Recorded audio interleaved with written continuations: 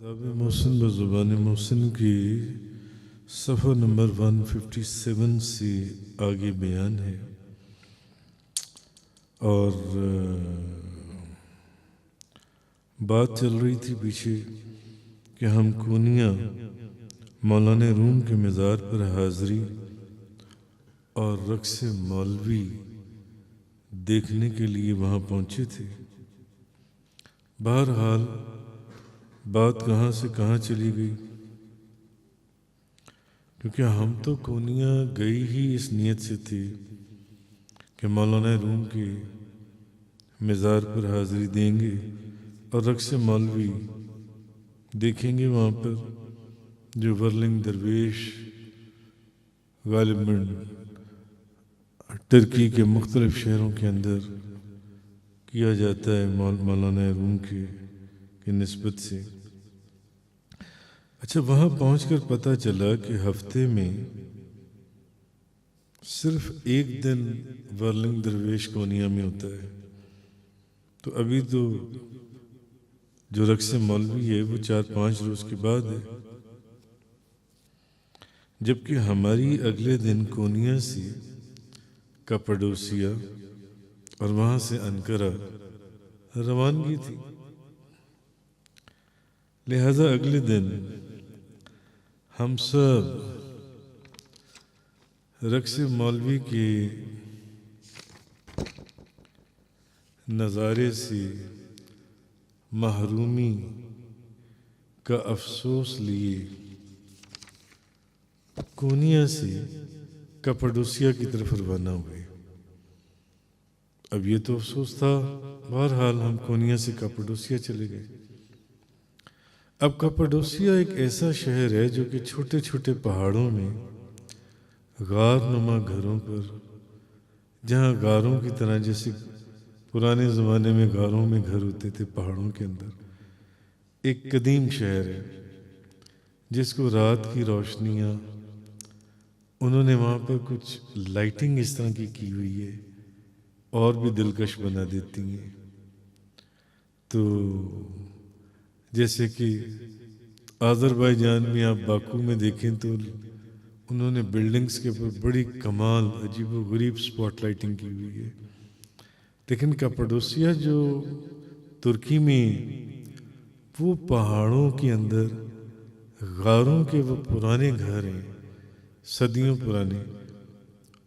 اس شہر میں بھی انہوں نے بڑی زبردست روشنیاں جو سی ہیں، تو وہاں کی روشنیاں اس شہر کو بہت ہی دلکش اور خوبصورت بنا دیتی ہیں۔ تو ایسے لگتا ہے جیسے انسان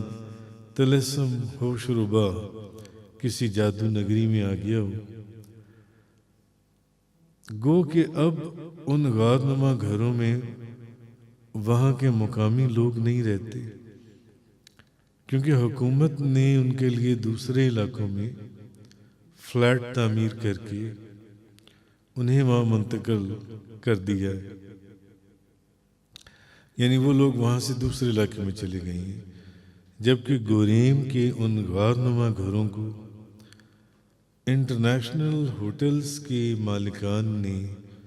جدید سہولتوں سے مزین کر کے ٹورسٹ کے لیے اس انداز میں تبدیل کر دیا ہے کہ ان کی اصل قدرتی بناوٹ بھی خراب نہ ہونے پائے۔ یعنی ان ہوٹلز کے جو واش رومز ہیں، لابی ہے، ڈریسنگ رومز ہیں، ڈائننگ ہالز ہیں، ریسٹورنٹس ہیں، وغیرہ وغیرہ،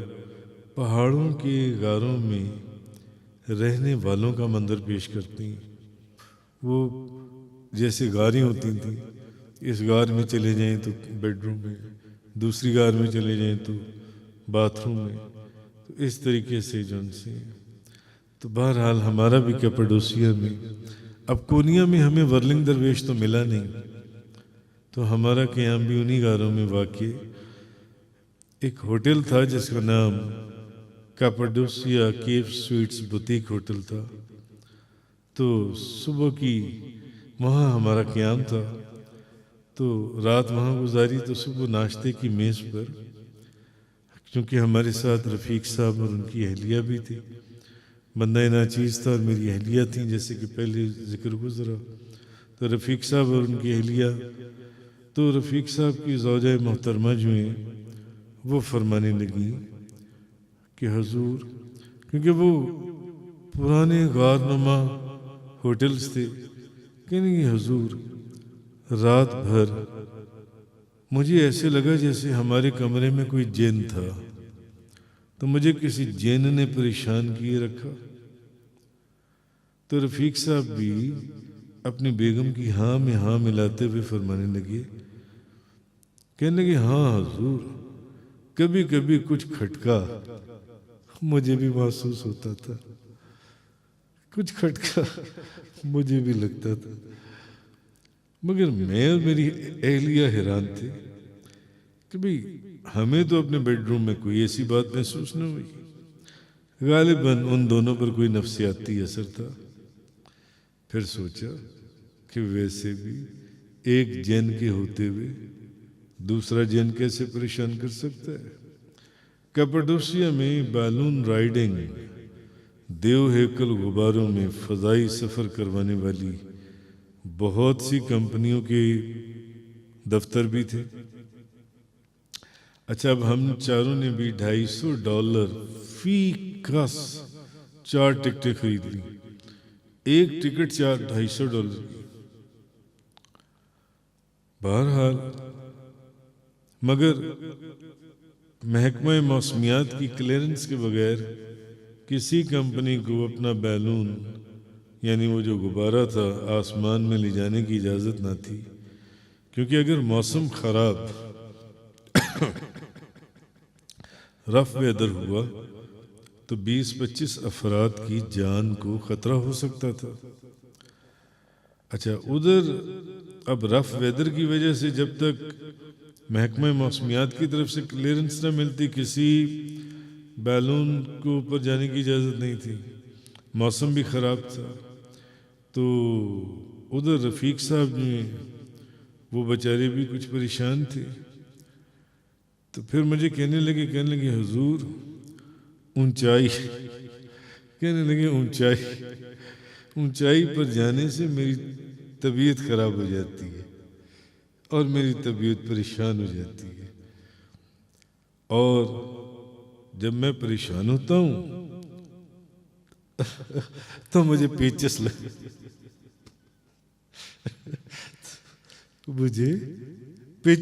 جاتی ہے. اچھا، اب اگر ہم سوچ میں پڑ گئے کہ بھئی اب اگر اوپر جا کر انہوں نے، کیونکہ اوپر اونچائی پر جانے سے یہ پریشان ہوتی ہیں، اور جب یہ پریشان تو ان کو پیچس لگ جاتی ہیں. اب اگر اوپر جا کر انہوں نے کوئی گندگی مار دی تو بادلوں میں اڑتے غبارے کی ٹوکری کی صفائی کون کرتا؟ یقیناً اس میں سوار جو 25-30 ٹورسٹ تھے ان کے ساتھ ساتھ ہماری بھی صفائی کرتے ہوئے کہیں ہمیں زمین پر پھینک دیتے. مگر دیر ہو چکی تھی اور ٹکٹ تو ہم خرید چکے تھے. اچھا، دوسری طرف رات سے زبردست سنو فالنگ چل رہی تھی. ہم صبح سے بیلون رائڈنگ کے ویٹنگ ہال میں کمپلیمنٹری ناشتے کے ساتھ ساتھ برف باری کے مناظر سے لطف اٹھاتے سردی سے ٹھٹر رہے تھے. سردی لگ رہی تھی. اچھا، ابھی تھوڑی ہی دیر گزری تھی کہ ایک دم اعلان ہوا کہ بیلون رائڈنگ کے لیے محکمہ موسمیات کی طرف سے موسم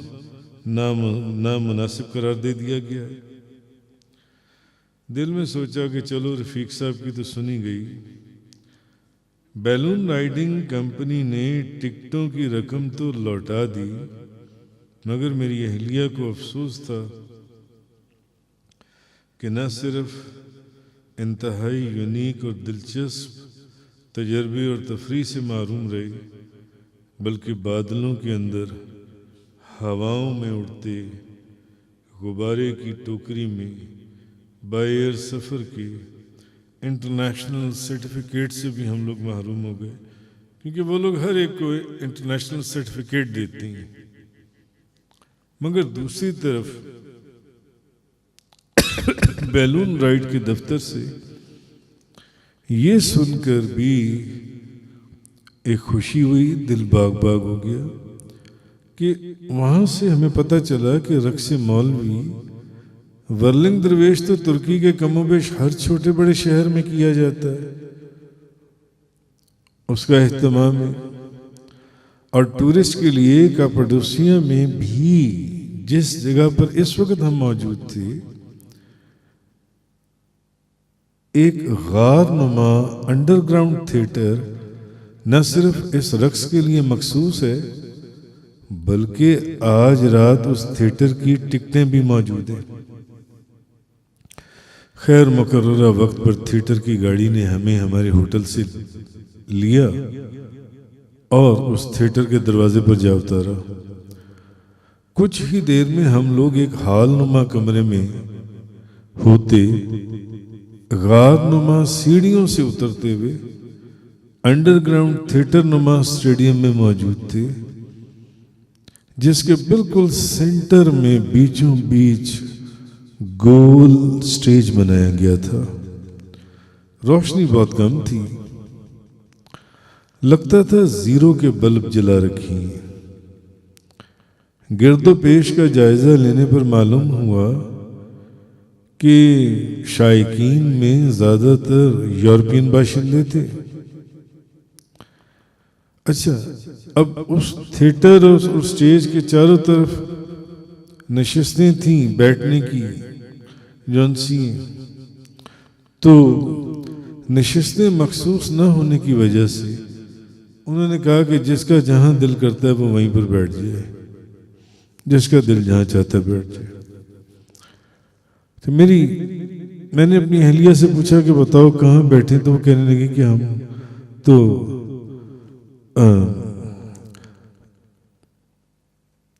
ہم نے کہا بائیں طرف والی سب سے اگلی رو میں بیٹھ جاتی ہیں۔ تو ایک جو خالی باکس تھا اس حصے میں سب سے اگلی سیٹ پر سٹیج کے سامنے ہم لوگ جا کر بیٹھ گئے۔ اچھا، اب انتظار کی گھڑیاں تو ختم ہوئیں، تو اب ہم نے دیکھا کہ سفید کپڑوں میں ملبوس، سروں پر اوندھی بالٹیوں کی طرز پر ٹوپیاں پہنے کم و بیش 6 درویش ایک ایک کر کے سٹیج پر ایک صف میں کھڑے ہو گئے، جبکہ ان کا گرو جو تھا وہ سیاہ گاؤن نما لباس میں پاس کھڑا تھا۔ ان افراد کے پیچھے 4 افراد اور بھی تھے جن کے ہاتھوں میں ڈرمز، وائلن، بانسری اور دف وغیرہ دکھائی دے رہے تھے۔ ادھر نشست گاہوں کی مدھم روشنیاں بھی گل کر کے صرف سٹیج کو سفید مرکری روشنیوں سے بکائے نور بنا دیا گیا، یعنی جو 2-4 بڑی مدھم روشنیاں چل رہی تھیں وہ بھی بند کر دی گئیں، اور جو سفید سٹیج تھا اس کو مرکری روشنیوں سے ایک عجیب نورانی منظر میں تبدیل کر دیا گیا۔ ابھی رقص کی ابتدا نہ ہوئی تھی، ابھی رقص شروع نہیں ہوا تھا کہ ایک درویش جس کے چلنے کے انداز میں بلا کی انکساری تھی، نہایت انکسارانہ انداز تھا، جیسے کوئی درباری کسی بادشاہ کی جناب میں بڑھ رہا ہو، میری جانب بڑھتا ہوا دکھائی دیا۔ تھیٹر میں موجود سب لوگ اس کی اس حرکت کی طرف متوجہ ہو گئے۔ اب وہ جو 6 درویش تھے، اب ان میں سے ایک درویش نہایت انکسارانہ کیفیت میں جون سے جس کے چلنے کے انداز میں بلا کی انکساری، وہ میری طرف جب بڑھتا ہوا دکھائی دیا تو اب جتنے بھی تھیٹر میں جو لوگ تھے وہ مجھے میری طرف متوجہ ہو گیا کہ بھی یہ کون بندہ ہے جس کی طرف، کیونکہ ہم اتفاق سے یا بے دھیانی میں اگلی سیٹس پر بیٹھے ہوئے تھے، وہ جس سائڈ پر اس سائڈ پر بڑھتا ہوا دکھائی دیا۔ اچھا اب وہ درویش بالکل میرے آگے میری نشست کے سامنے آ کر رک گیا، اور دیکھتے ہی دیکھتے ایک دم میری جانب سٹیج پر سر بسجود ہو گیا، سجدے میں چلا گیا۔ ایک سیکنڈ کے لیے تو میں پریشان ہو گیا، یعنی کہ میں بھونچکا رہ گیا، پریشان ہو گیا کہ یہ کیا کر رہا ہے، یہ کیا ہو گیا۔ اتنے کہ جتنی دیر میں میں کچھ کرتا کہ یہ اس نے کیا کیا ہے، اتنی دیر میں وہ اٹھ چکا تھا، اور اس نے میری طرف پیٹھ نہیں کی، اور پیٹھ کیے بغیر الٹے قدموں واپس اپنے کھڑے ہونے کی جگہ پر جا کر دوبارہ کھڑا ہو گیا، جہاں ان 6 درویشوں کے اندر پہلے ہی کھڑا ہوا تھا۔ اچھا، اب دوسرا درویش جو اس کے برابر کھڑا تھا، وہ اپنی جگہ سے اسی انکساری کے ساتھ چلتا ہوا عین میری نشست کے سامنے آیا، اور بالکل پہلے والے درویش کی طرح اس نے بھی میری طرف سجدے کی شکل میں کورنش بجا لایا، پھر وہ بھی الٹے قدموں میری طرف پیٹھ کیے بغیر واپس اپنی جگہ پر چلا گیا۔ ادھر اس دوران اب ہوا یہ کہ تھیٹر کے تمام لوگ میری طرف متوجہ ہو چکے تھے کہ یار یہ کون بندہ ہے، اور یہ جو درویش ہیں، جو ورلنگ درویش، یہ کیا کر رہے ہیں۔ اچھا، اتفاق سے اب ہمارا حلیہ بھی قدیم بزرگوں کی یاد دلاتا تھا، یعنی چہرے پر دراز داڑیاں اور سر اماموں سے امامہ شریف اور پگڑیاں، تو بغداد کی طرح ترکی کے بھی جس شہر میں جاتے لوگوں کی توجہ کا مرکز بن جاتے، جیسے میں نے پیچھے لکھا۔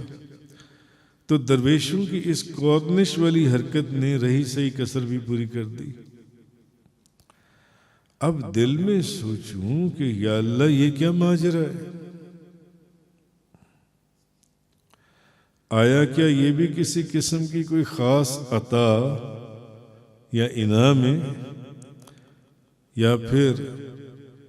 ابلیس کا فریب،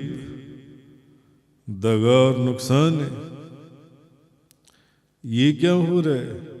یہ درویش ایک ایک کر کے ساری میری طرف آتی ہیں اور آ کر میری طرف سجدے کی حالت میں سجدے میں چلے جاتی ہیں، اور پھر میری طرف پیٹھ کیے بغیر واپس چلے جاتی ہیں، اور پورا تھیٹر میری طرف متوجہ ہے کہ بھئی یہ بابا یہ کون ہے اور کہاں سے آیا، نہ تو یہ ترکی کا لگتا ہے، تو یہ کیا معاملہ ہے۔ وہ جتنے تھیٹر میں لوگ، اچھا اسی طرح ان سارے درویشوں نے، پھر دوسرا درویش، پھر تیسرا درویش، پھر پانچواں، پھر چھٹا، اور پھر ان کے ماسٹر نے بھی اسی طرح میرے آگے آ کر خاص نشست کے سامنے، میری نشست کے سامنے مجھے سجدے کے انداز میں سلام کیا اور ادب سے واپس اپنی جگہ چلا گیا۔ اب دائرے میں کھڑے درویشوں کے پیچھے موجود آلات موسیقی میں جان پڑ گئی، جب وہ یہ سارا یہ اپنا کر چکے، اور ایک مخصوص اور مسحور کن دھن بجائی جانے لگی۔ ساتھ ہی ماسٹر کے اشارے پر درویشوں نے اپنے سیدھے ہاتھوں کو فضا میں بلند کیا، جبکہ بایاں ہاتھ اٹھے ہوئے دائیں ہاتھ کی بغل میں رکھ لیا، اور یہ ایک ایسی شکل بن گئی جیسے کوئی نماز کی نیت باندھ کر دایاں ہاتھ فضا میں بلند کر لے۔ تو موسیقی کی دھن پر غالباً مثنوی شریف کی اشعار پڑھے جانے لگے. بڑی بڑی دفوں کی مخصوص تال، ڈرم سے نکلنے والے خاص ٹھیکے کے ذریعے دفوں کی معاونت میں دھمک، وائلن کی دلوں کو چھو لینے والی پرسوز آواز اور بانسری کی مدھر تانوں نے مل کر ماحول پر ایک ایسا سحر طاری کر دیا کہ ہر شخص خود فراموشی کی کیفیت میں مبتلا ہو کر ورلنگ درویش نامی اس رقص میں کھو گیا. اچھا، درویشوں کی آنکھیں بند تھیں اور ان کی آنکھیں بند ہونے کے باوجود نہ صرف وہ ایک دائرے میں گردش کر رہے تھے بلکہ اپنی اپنی جگہ پر بھی مسلسل گردش کرتے گھوم رہے تھے. یعنی وہ ساتھ ساتھ دائرے میں بھی گردش کر رہے تھے اور اپنی اپنی جگہ جہاں کھڑے تھے اس جگہ پر بھی وہ گردش کر رہے تھے. نہ ان کی رفتار میں فرق پڑتا، نہ ہی ان کے پاؤں ایک سوت ادھر یا ادھر ہوتے، نہ ہی دائرے کی شکل بگڑتی تھی. تمام مجمع پر سکوت طاری تھا. ادھر رفیق بھٹی اور ان کی بیگم پر بھی وجدانی کیفیت کا غلبہ ہو چکا تھا. ہر شخص کی نظریں رقص کرنے والوں پر تھیں. بہرحال رقص کتنی دیر جاری رہا یہ اس وقت معلوم ہوا جب میوزک تھما اور درویشوں کے پاؤں رکے اور ہال پر چھائی استغرا کی کیفیت ختم ہوئی. اختتام رقص کے بعد جب تھیٹر کی تمام روشنیاں جلائی گئیں، جو کہ یہ روشنیاں پہلے نہیں جل رہی تھیں جب ہم تھیٹر میں داخل ہوئے تھے، تب اصل بات سمجھ میں آئی. وہ یہ کہ اتفاق سے بے دھیانی میں جس نشست پر جا کر بیٹھا تھا، کم روشنی ہونے کی وجہ سے میں یہ نہ دیکھ سکا کہ میری نشست کے آگے ایک جائے نماز پر مولانا روم کی دستار کا ماڈل رکھا ہوا تھا. اور واللہ عالم تمام درویش رقص شروع کرنے سے قبل اسی دستار کو تعظیم دینے وہ میری نشست کے سامنے آ کر قبلہ رخ سجدہ ریز ہوتے گئے، جبکہ میں اپنے سامنے جائے نماز پر پڑی مولانا روم کی دستار دیکھ کر اب ان کی تعظیم کی وجہ سمجھ چکا تھا، جو کہ پہلے میں حیران ہو رہا تھا کہ یہ سارے کیا کر رہے ہیں جن سے. مگر جو تھیٹر میں دور دور لوگ بیٹھے ہوئے تھے ان کو یہ منظر نظر نہیں آیا اور وہ ابھی بھی یہ بات نہ سمجھ سکے تھے. لہذا ان کی نگاہوں میں توجہ کا مرکز ابھی بھی میں ہی تھا.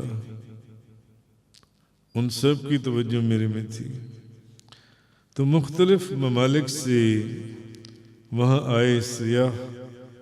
ہماری دراز داڑیوں اور پگڑیوں کو ٹک ٹکی باندھے دیکھ کر شاید ہمارے ہی متعلق باتیں کر رہے تھے. وہ شاید ابھی تک اس غلط فہمی میں مبتلا تھے کہ سجدہ اور تعظیم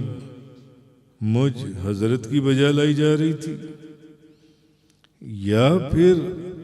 وہ لوگ میرے وجود میں اس قدر زیادہ کانسنٹریٹ اس لیے کر رہے تھے کہ بندہ ناچیز کے وجود میں ان کو مولانا روم دکھائی دے رہے تھے ہماری لمبی داڑھیوں اور بڑی بڑی پگڑیوں کی وجہ سے. شاید اسی لیے جب یہ ورلنگ درویش رقص مولوی ختم ہوا اور ہم باہر نکلے